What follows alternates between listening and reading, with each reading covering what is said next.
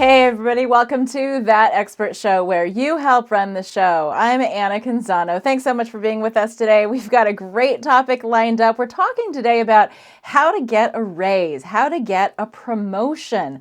You know, a lot of us are under-earning, frankly, and undervaluing ourselves, selecting jobs that don't really live up to the potential, the capacity that we have within us to perform and earn. If you feel like this is a topic that could help somebody in your social group, feel free to give us a share on Facebook or on YouTube, wherever you may be watching this right now, even on Twitter. We've got a fantastic expert lined up today. She is a career strategist who has a YouTube channel that is absolutely exploding. She is educating millions of viewers worldwide on how to jumpstart their careers, how to take their careers to the next level. And she also has international clients that she works with, online courses that she teaches, and she joins us live right now from Hawaii. Linda Raynier, thanks so much for being with us. Thanks so much for having me, and I'm super excited. Linda, you have built a fantastic platform on YouTube helping people figure out this tricky little, stage in their career where they feel like they're maybe stagnant in the world of earning, which is highly a possibility because we know that income levels, salaries have kind of been stagnant for the last couple of decades. So what is the number one piece of strategy that you can offer somebody who feels like they really need to ask for a raise?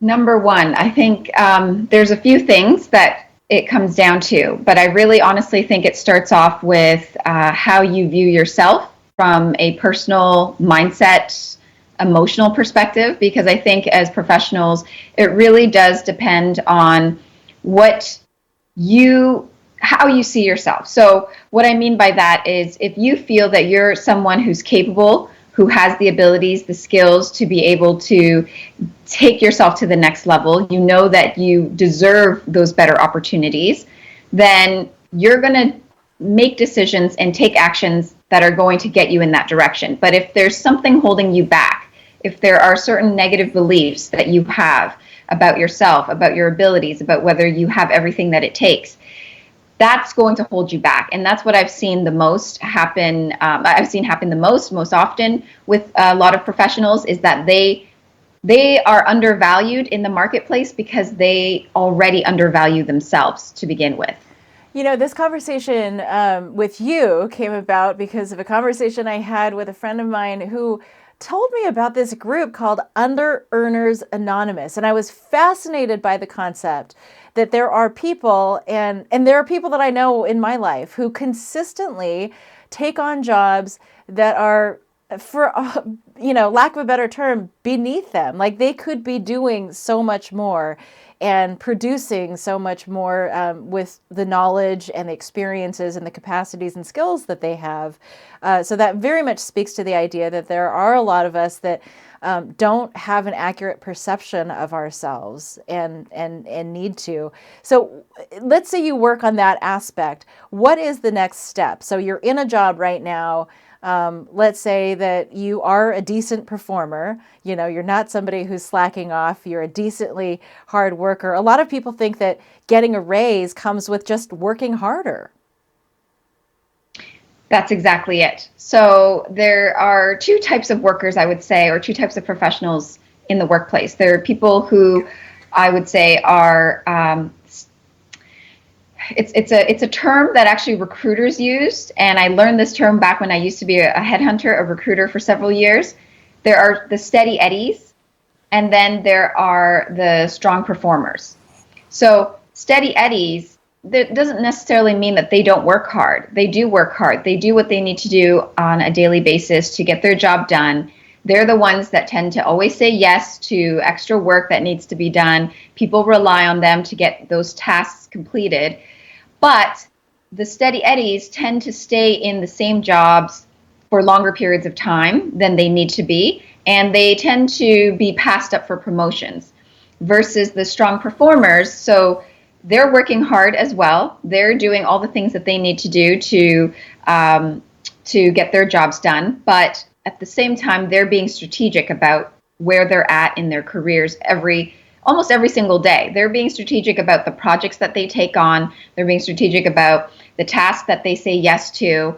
And the difference on a day-to-day basis in terms of the decisions that they make is what determines the trajectory of their path, where they're going to go and how much more they're going to end up earning. And then also the types of opportunities that they get. So if you are someone who is a hard worker, it's either that you're still in the steady Eddie group, you could be in the strong performer group, but the question there is, how strategic are you right now? How strategic are you being right now with the skills that you're gaining, the experiences that you have, and where do you see yourself taking those skills and experiences in the next little while?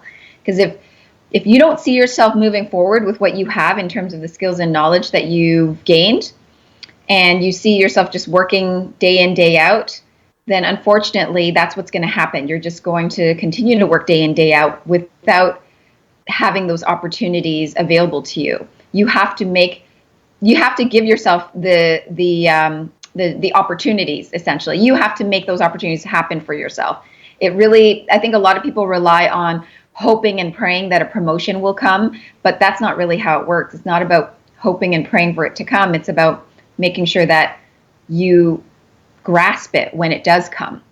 Right. So the person who is arriving early at work, leaving late, sticking their head in their cubicle and just, grinding away at their tasks is probably going to get passed up for the promotion versus somebody who's looking around the office, looking at, are there, extra projects that they might take on so that they might be seen in a different light. Higher level projects, maybe a little bit slightly beyond their reach, so that their boss or some other boss in the building will notice that, hey, so-and-so's really went the extra mile on this project and it's not really even in their purview or in their job description. Maybe we need to see them in a different way. So let's talk about timing then. Is there a good time to ask for a raise? Like, should you be looking at the fiscal year when it comes to budgeting and how your company is managing its expenses and whatnot, or should your timing of asking for a raise be tied to like a performance review? Yes. Okay, that's a great question. So I would say when it comes to timing, you definitely want to plan it out ahead of time. So whether you ask at the end of the year when there's the budget discussions, or you ask during performance reviews, which could either be mid-year performance reviews or end-of-year performance reviews, to me, it doesn't matter as much as long as you've done the planning ahead of time. So when I say planning, it means you need to have key achievements, key accomplishments completed under your belt, written out for your own records, and that's what you're going to present at these meetings. So what I would say is generally, I find the performance reviews, like the end of year performance reviews, which tend to coincide with the budget discussions, though they all happen in the same time frame. So if that's the case, I would wait till that point in time, because you would have had the whole year ideally to be able to accumulate the accomplishments, accumulate the achievements needed to be able to discuss your request for a salary increase. And that's a good time. Okay. And then when it comes to deciding how much to ask for, this is tricky. I mean, people they have a hard time putting a hard number on things. They definitely have a hard time putting a number on what they are valued or how to value their own work.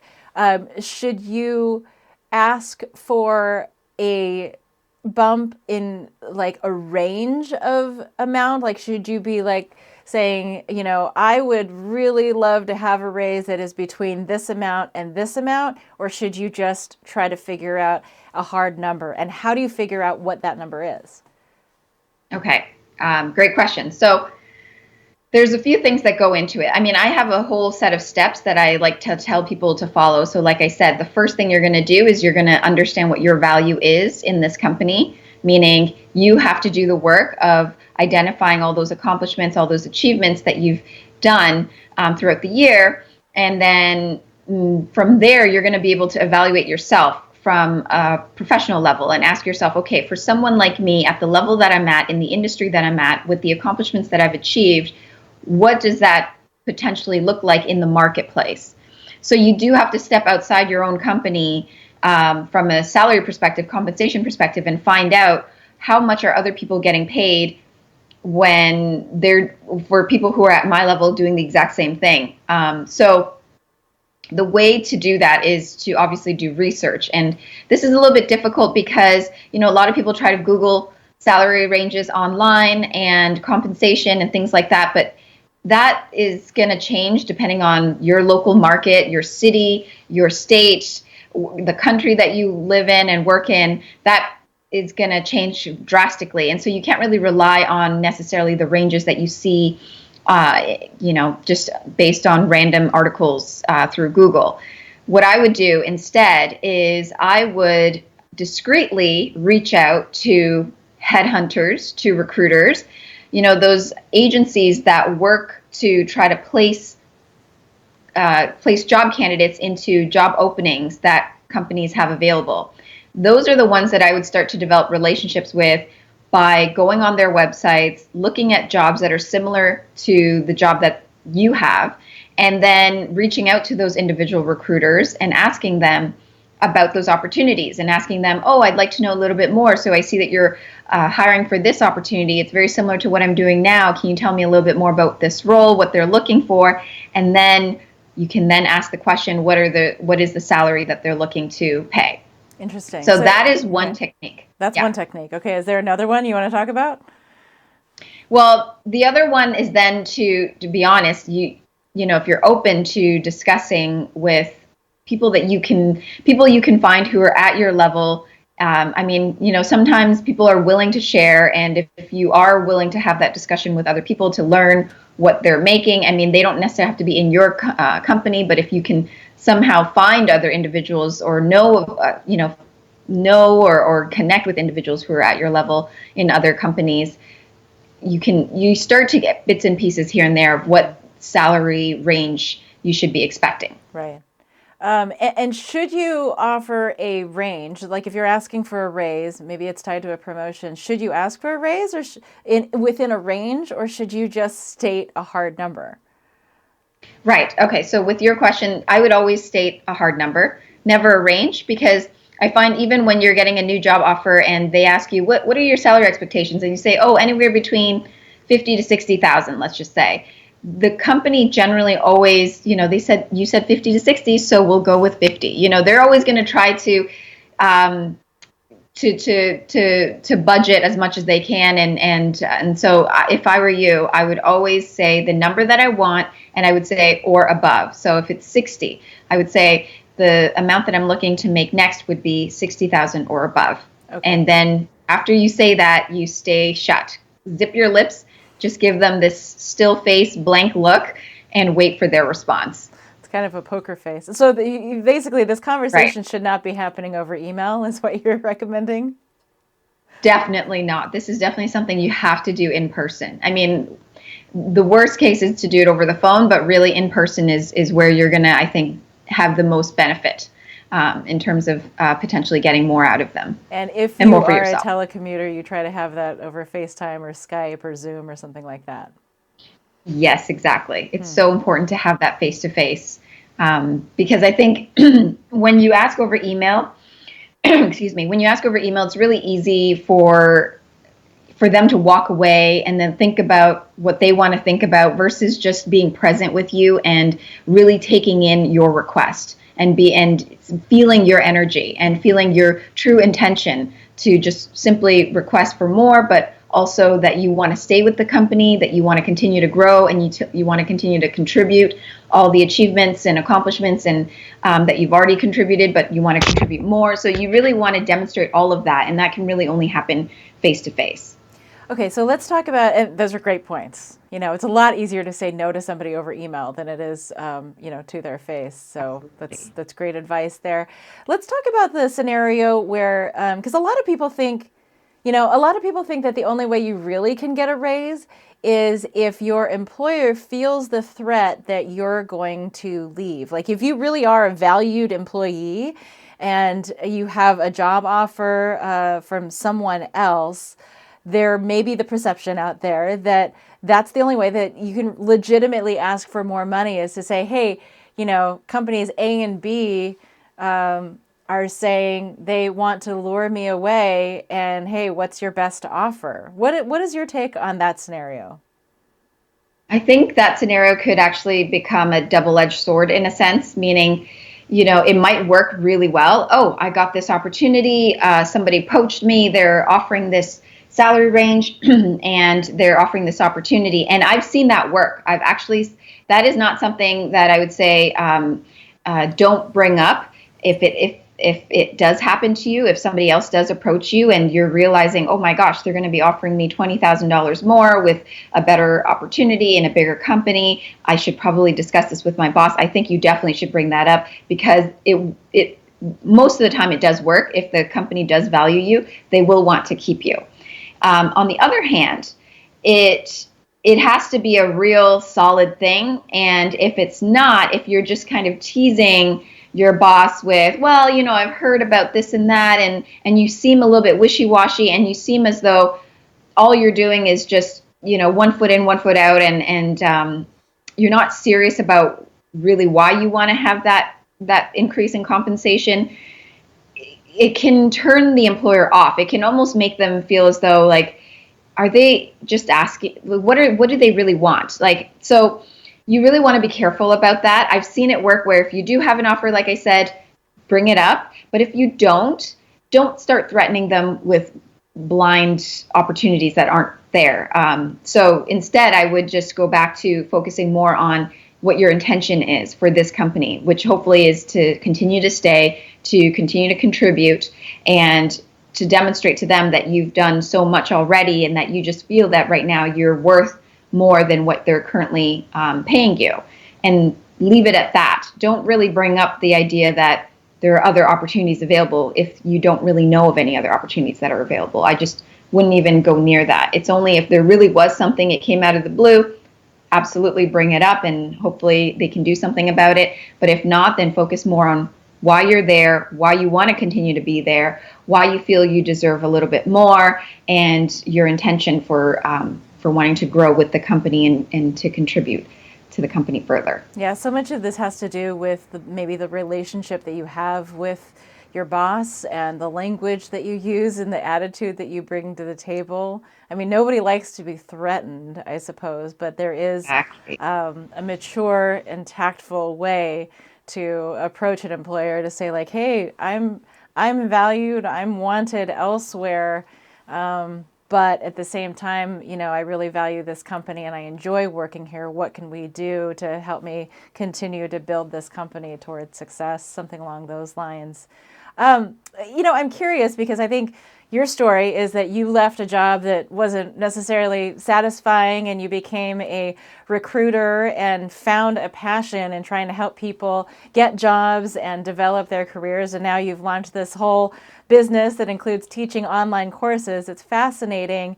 How often do you come across people who simply undervalue themselves? They are under-earning chronically in the course of their lives. They are making $15,000, $20,000, $25,000 less a year than they really deserve and could earn. So what I find is that most people are getting paid what the market is offering. So it's not necessarily that they're choosing to pick jobs that just pay less. It's just that they're getting paid what the market is offering at that point in time for them. However, what's happening is whether they choose to stay in those roles at that certain level, that certain pay range for too long, and they're not being strategic enough to move on to the next. So it's not necessarily that I'm seeing the majority of people being paid way less than what they're worth. Honestly, companies tend to pay what the market can afford. So the salary that you're making is likely within the range of what you're supposed to be paid. So it's not necessarily that. It's more that if you're being paid that amount, but you're in that job for 5, 6, 7 years, and then you move on to another job and they're maybe paying you just maybe a few $1,000s more, but so you're still in that lower range for 5, 6, 7 years, that's the issue. So it's more of the individual's responsibility to strategically get themselves out of that pay range, and either it's to gain a new skill set or to build upon the skills that they already have and learn more so how to articulate and communicate their value to employers so that they can see that they're worth more. That's really what is needed to be focused on. If you're finding yourself just consistently in the lower end pay range and you're not making more than you feel that you deserve. I don't know if that makes sense. That does totally make sense. What do you think is the biggest mistake? How do I put it? What do you think is the biggest mistake that people make when they go to try and get a raise or a promotion? The biggest mistake, I think, is being too afraid that they're not going to get it, and not communicating their value strongly enough. I think at the end of the day, what I teach to my students, my clients, is how to sell yourself. At the end of the day, it's about, if you want a better job, a better opportunity, a better promotion, you have to learn the skills on really how to communicate your value and how to request what you deserve and how to prove to that individual that's sitting across the table from you that you are worth and that you are exactly what they need. So at the end of the day, the biggest mistake is not knowing how to strategically communicate your value. That, I think, and I know that makes it sound complicated, but really it's about being too afraid to tell them that, hey, I have value, I have worth, these are the things that I've done, this is why it's valuable to you and the team and the company, and this is what I can continue to do for you, and that's why I feel I deserve this. So it's being really confident in relaying all of that to the employer, to the hiring manager, to your boss.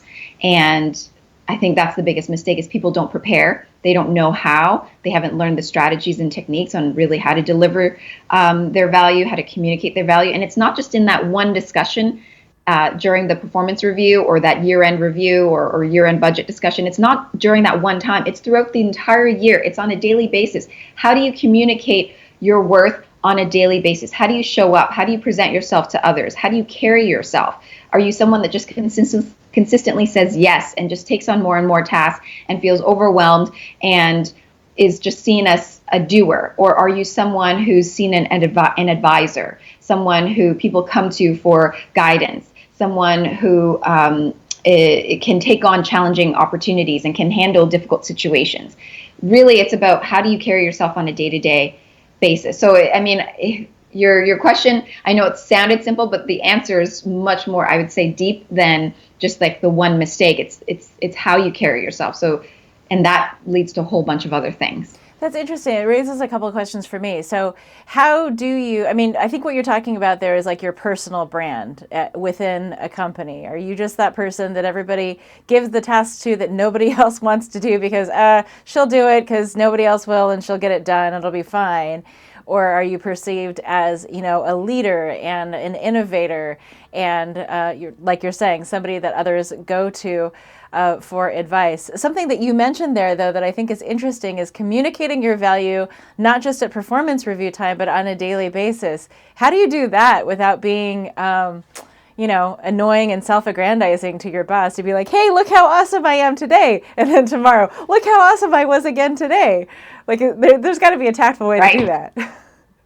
Absolutely. Absolutely. What I'm not advocating is that you need to show off at every meeting and you need to boast and you need to, you know, just display all your wonderful achievements to everybody and really rub people the wrong way. That's not what I'm saying at all. The way that I have seen it with professionals, people that I've seen who have in their careers been able to grow quickly, who have been able to move on to better opportunities, who've received a lot of respect from their colleagues, from their managers, bosses.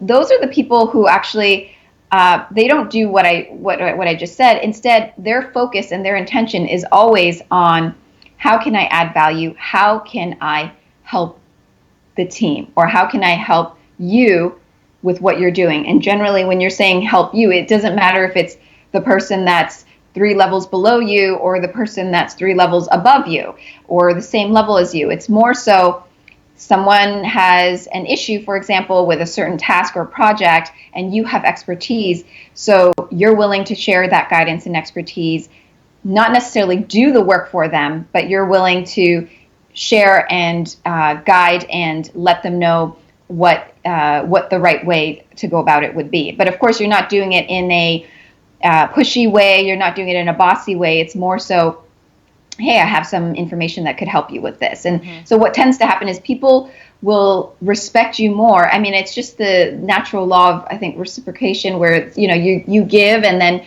people feel the need to give something back. And generally, what they give back to you is respect. They respect you for all that you've been able to help them with. And so that's really what it is what is your daily intention every day? If your daily intention is to self-serve and to get yourself that promotion, and that's all you focus on, people will see that and they will feel that, and they will not really want to hang out with you, I don't think. But if it's more so, hey, I'm here to do my job, but I'm also here to help those around me, guide those around me, take on the projects that, yes, might be a little bit more challenging for me, but I want to be able to help that group, that team, that project as much as I can and contribute as much as I can. If you come from that place of wanting to give and wanting to serve, that is going to likely reap more benefits for you in the long run, because when you're giving, and meaning when you're working and you're doing what you need to do and you're adding value and you're making contributions, that will be seen in itself. But of course, you also can't just shy away from it and not take credit for it when it does happen, where you've been able to contribute and do something good for the team and company. So it's about being able to speak up, ask for those projects, and also speak up and guide and give information and advice. I think some people, when they think, oh, I should just focus on my work, I'm not going to help her with what she needs to do, even though I know what she needs. I'm just going to focus on my work because that's all I need to focus on. People will feel that, they'll sense that from you, that you're not as helpful, and that's when you're not seen as a leader. A true leader is someone that shares their expertise, that guides others, even if they're not necessarily the designated boss for that person or manager for that person. But if you're someone who people come to for guidance and for knowledge and for help, I think that's a great thing. So that should be the focus. That is fascinating. It's interesting thinking back on my own career where, the raises and the promotions came. They did come when I was trying to help others and trying to help be part of the team. And frankly, they came when I was taking measured risks, like not crazy risks, not like go jump off a cliff kind of risk, but measured risks that might not be successful. But I was willing to have the courage to try and fail. And, fortunately, if there was success, that success was noticed by the higher ups. All right. Any last piece of advice that you want to offer our viewers before you close up? Yeah, no, I mean, I would say, when it comes to asking for a raise, at the end of the day, and I said something like this earlier today in one of my social media posts, is you have to be willing to try. You have, even if they come back to you and say, actually, you know what, maybe not now, maybe we'll review it 6 months from now, at least you tried, you put in that request, and now you've planted the seed for that hiring manager, that boss, that manager, to know that you want more, that you feel you deserve more. And so hopefully that flourishes. And then within that time frame, however long they give you, that they'll revisit that salary increase, they'll be able to do that, and you'll be able to eventually get what you want. Right. Don't just give up just try at the first time that you are turned down for a raise. Linda, thank you so much for your expertise on this. Absolutely. Thanks so much, Anna, for having me. And thank you for joining us for this episode of That Expert Show. I'm hoping it helps you. I hope it helps you get a raise or a promotion, make more money at what you're doing, or maybe it jumpstarts you toward a different level in your career. You can always watch our episodes on thatexpertshow.com, along with the tip sheet that we will create for this episode and all other shows. They're on our website. You can watch the episodes as well on YouTube if that's easier for you, and you can listen to us as a podcast on Apple iTunes, Google Play, Stitcher, Spotify, TuneIn, all those good places. Connect with me on social media. Let me know what you think about the interview, and if you have topics or guests that you would like us to approach. I'm on Facebook, Twitter, and Instagram. Just look for Anna Canzano. Thanks for being part of the show. If you get a chance, get a like or subscribe or share, spread the word, help others find out about the show. I really appreciate your input because it is called That Expert Show, and it is where you help run the show.